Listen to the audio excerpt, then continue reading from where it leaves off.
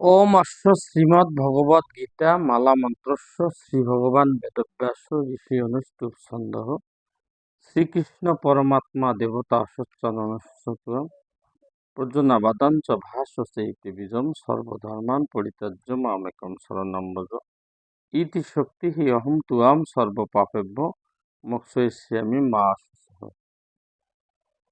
মুকম করোতি বাচলম পঙ্গুম লঙ্ঘয়িতি গিরিম কৃপাতমহং বন্দে পরমানন্দ মাধব। উপস্থিত সুধী ভক্তবৃন্দ, আজ আলোচনা করব গীতা পাঠ করিলে কি হয়। শ্রী ভগবান বলিলেন যে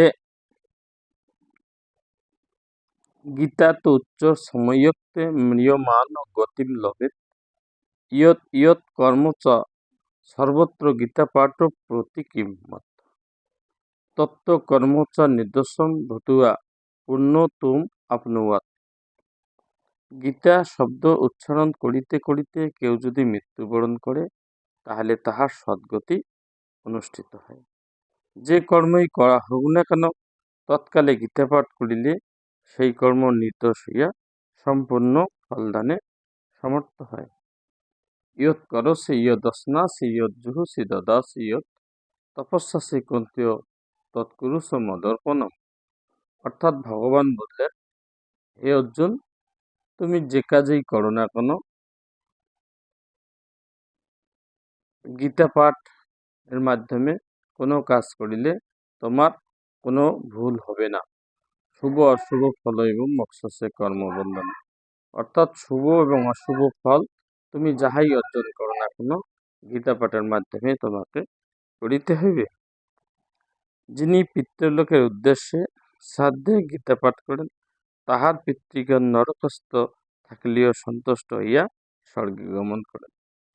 উপস্থিত সুধীবৃন্দ ভক্ত সজ্জন, দেখেন এখানে ভগবান নিজকে বললেন যে কেউ যদি তার পিতৃমাতৃ উদ্দেশ্যে শ্রাদ্ধ গীতা পাঠ করেন তাহলে তার পিতৃমাতৃগণ নরকস্থ হইয়া স্বর্গে গমন করিয়া থাকেন।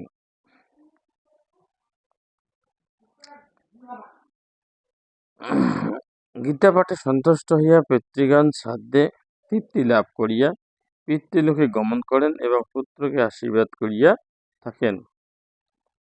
ধেনুপুচ্ছ অর্থাৎ চামর সহিত গীতা পুস্তক পাঠ করিলে দাতা সেই দিনেই সম্যক রূপে কৃতার্থ হন। যিনি সুবর্ণ স্বর্ণযুক্ত করিয়া গীতা পুস্তক বিদ্বান বিপ্রকে দান করেন তাহার আর পুনর্জন্ম হয় না। যিনি 100 গীতা পুস্তক দান করেন, এখানে বলা হলো যে যিনি 100 গীতা পুস্তক দান করেন, শত পুস্তক দানঞ্চ গীতায়া প্রকরতীয় স ইয়াতি ব্রহ্ম সদনম পুনরাবৃত্তি সুদুর্লভম। অর্থাৎ ভগবান বললেন, যিনি 100 গীতা পুস্তক দান করেন তিনি ব্রহ্মলোক প্রাপ্ত হন, তাহার আর পুনরাবৃত্তি হয় না, অর্থাৎ তাহার আর জন্মগ্রহণ করিতে হয় না। গীতা দানের প্রভাবে দাতা বিষ্ণুলোক প্রাপ্ত হইয়া সপ্ত কল্পকাল বিষ্ণুর সহিত পরম সুখে বাস করিতে থাকেন। গীতার্থ সম্যক রূপে শ্রবণ করিয়া যিনি গীতা পুস্তক দান করেন শ্রী ভগবান তাহার প্রতি প্রীত হইয়া তাহার অভীষ্ট প্রদান করিয়া থাকেন। হে ভারত, চাতুর্বর্ণ মধ্যে মনুষ্য দেহ ধারণ করিয়া যে ব্যক্তি অমৃত রূপিণী গীতা পাঠ বা শ্রবণ করেন না, সে প্রাপ্ত অমৃত হস্ত হইতে ফেলিয়া দিয়া বিষ ভক্ষণ করেন। জন সংসার দুঃখার্থ গীতা জনম সমালভেত পিতুয়া পিতুয়া মেতম লোকে লব্ধা ভক্তিম সুখী ভবে। অর্থাৎ সংসার দুঃখার্ত ব্যক্তি গীতজ্ঞান লাভ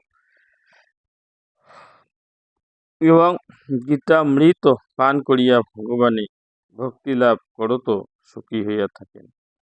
জনকাদি রাজগণ গীতা আশ্রয় করিয়া নিষ্প্রভ হইয়া পরম পদ লাভ করিয়াছেন। গীতা পাঠে উঁচু নিচু ইতর বিশেষ নাই।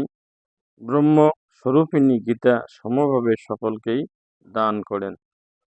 যে অভিমান বা গর্ব করিয়া গীতা নিন্দা করে সে প্রলয়কাল পর্যন্ত ঘোর নরকে পচিয়া মরেন। অহংকারের মুরাত্মা গীতার্থ নবমন্নতে কুম্ভী পাখি সুপত্র যাবৎ কল্পক্ষয় ভবেৎ। গীতা শ্রবণ করিয়া সুবর্ণ ভোজ্য ও পট্টবস্ত্র পরমাত্মার প্রীতির জন্য নিবেদন করিবে।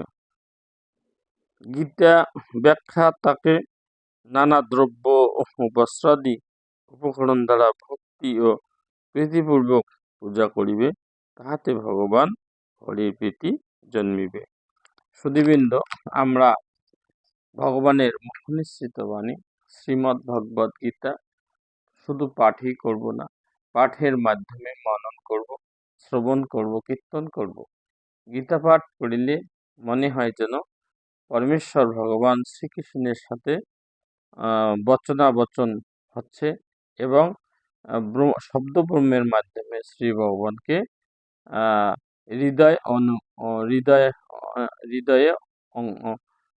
হৃদয়ঙ্গম করা যায়।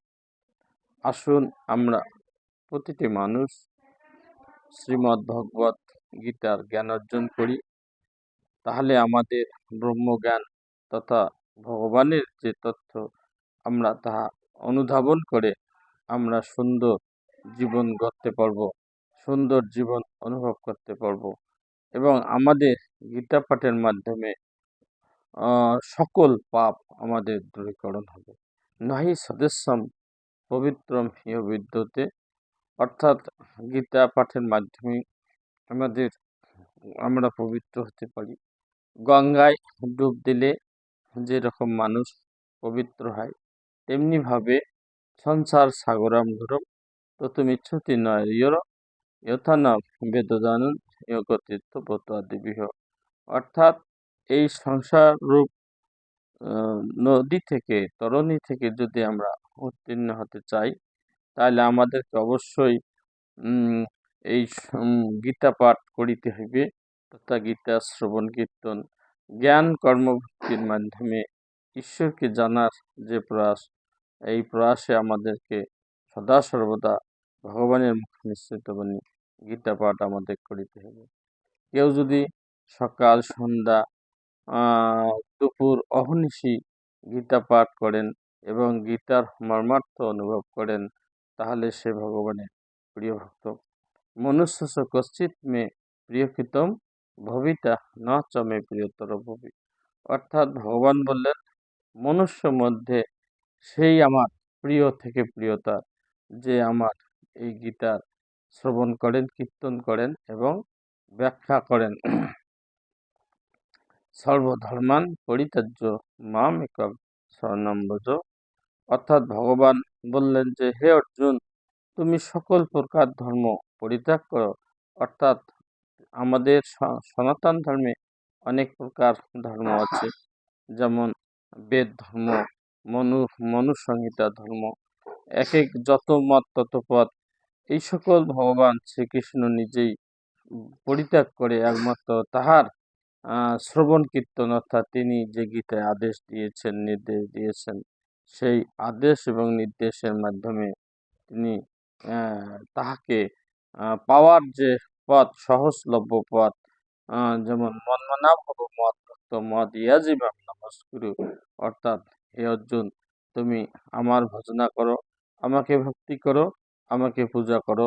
সত্যমতে প্রতি জানে প্রিয় অসীমে, আমি সত্য করিয়া তোমাকে বলিতেছি, তুমি আমাকে পাইবে, ইহাতে কোনো সংশয় নাই। ওম গঙ্গা গীতা চ সাবিত্রী সীতা সত্যা পতিব্রতা ব্রহ্মাবলী ব্রহ্মবিদ্যা ত্রিসন্ধ্যা মুক্তি গৃহিণী অর্ধমাত্রা চিদানন্দা ভবজ্ঞিনী ভ্রান্তি নাশিনী বেদোত্তয়ী পরানন্দা তথার্থ জ্ঞানমন্দ। ইতি এতানি যথা নিত্যম নরনিচ্ছল মানস জনসিদ্ধিম লবে নিত্যম তদন্তে পরমম পদম। ওম শান্তি, ওম শান্তি, ওম শান্তি।